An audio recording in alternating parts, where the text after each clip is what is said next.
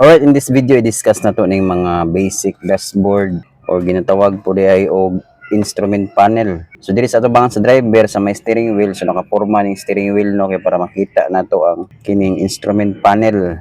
So ato ning isa-isa og ila-ila karon kay importante ni as automotive student, technician or driver kinahanglan makabro ka kung sa mga functions ani nila tanan. Okay, so pinakauna, unahon na to ning pinaka left, diri nakabutang ang kining ginatawag og tachometer or RPM gauge. RPM gauge, meaning sa RPM di ay is revolution per minute.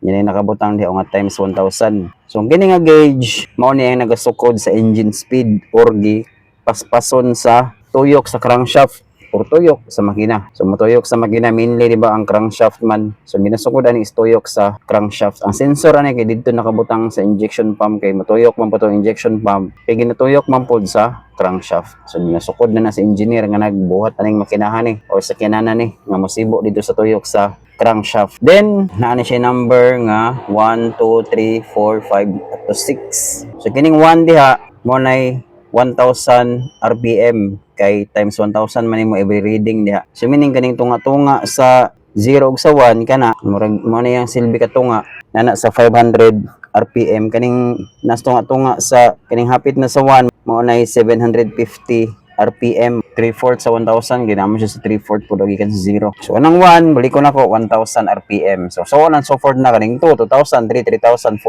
4,000. So usually ang minor sa makina naara diri dapit sa 750 RPM. Naara man ang sa diesel engine magud na siya sa 650 hangtod 850. Pero mag aircon mataas-taas pa gamay mga 950 or 1,000 sa uban.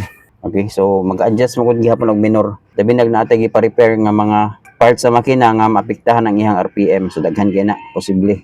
So sa tachometer na mapansin niyo diri nga nay nakapula o mo na gitawag og red line. So meaning pwede nimo parang rangon og pautungon nig maayo ni makinahan pero dapat dili na moabot diri or molampas sa area sa red line kay kini nga makina gi-design ra gyud nga diha ra tama ang iyang RPM. So ato ang basahon ni asara tama na ara sa 4,250 plus, pwede pa di ka molampas diri sa kini mapakaabot sa pula.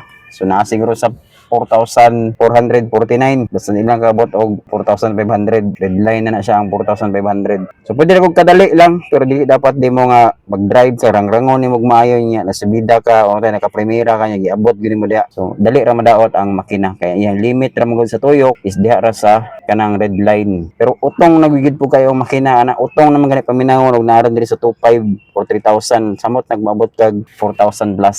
Kay again tachometer or RPM gauge. Next is kining gitawag og kaninay 0 to 180. Ang unit of reading pud ana is kilometer per hour. Gitawag na siya og speedometer. So wala na nay times na so mo na gani ang actual nga reading. So kumutunong ning pointer or needle diri sa 20 so imong dagan is 20 kilometer per hour.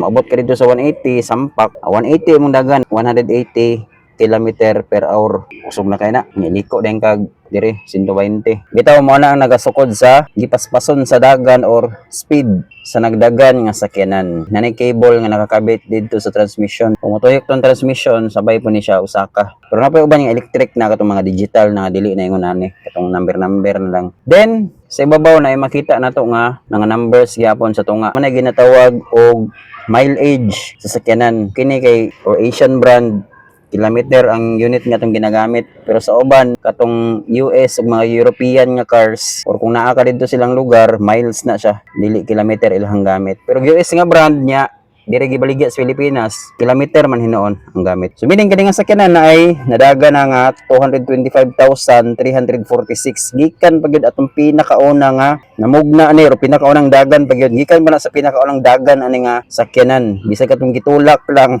mariding gyapon na dire basta kay matuyok lang ang ligid. Pero mao na ginaihang mileage.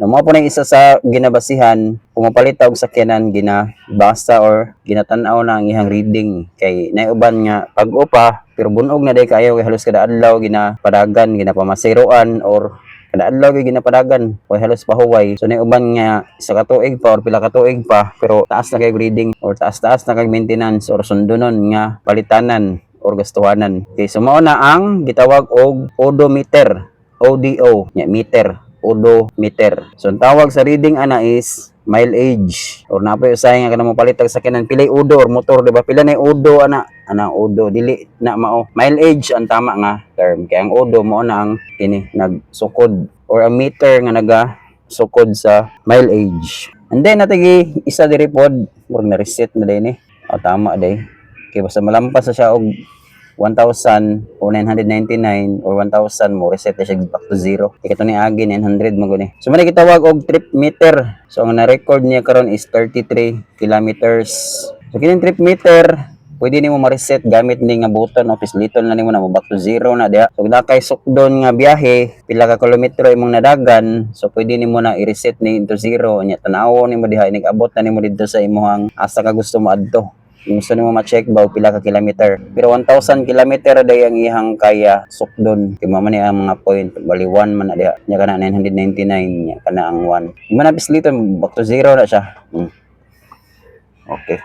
So muna to odometer nya kani trip meter di tawag ani trip TRIP. Kung na kay trip nga gusto nimo sukdon mo na imong gamiton. Next is kini nga gauge na mo ni gitawag og fuel gauge. So diha naka-indicate nga gauge og pila na lay sulod sa imong tangke. Balo naman sir mo si tangke katong bilanan og krudo or gasolina. Na naman tay float dito. Yan na ay sensor dito tong float. Ilang i-explain ba nato na sa other video. Basta kay mo ni ang ilhanan. So kung sa nabasa dito sa float, kaning E meaning empty. Pag moabot na diha, hapit na mahubas or hubas na gyud.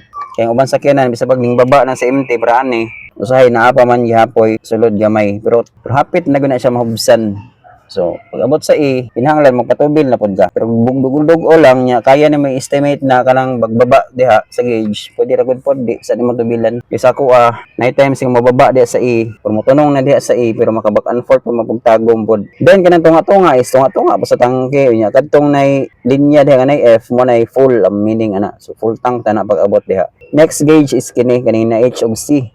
H meaning hot, nya C meaning cold. So ang tawag ani nga gauge is temperature gauge mo na ang nagasukod sa kainiton sa makina. Ginagya mo siya red line sa babaw kanang nasa H. But pasabot anang red, kung maabot diha overheat na imong sakyanan. Ipadaganan nimo padayon nga naa diha sa red, maabot ra gyud ang time nga mundang ra na yang maso-aso na dito sa tubangan sa makina kay overheat nagmayo imong makina na loto nagmayo. So okay ra na siya daghang kagwarta, no. Kay mapain gyud og maayo ang mga parts sa makina daghang kay ilisanan kung overheat na uban nga ilisan ang gitibok makina kay di na makaya overhaul kay mas dako pag gasto kung i-overhaul kaysa sa palitan og bag-o nga makina. So ang uban ang option palitan na lang yung bag-o.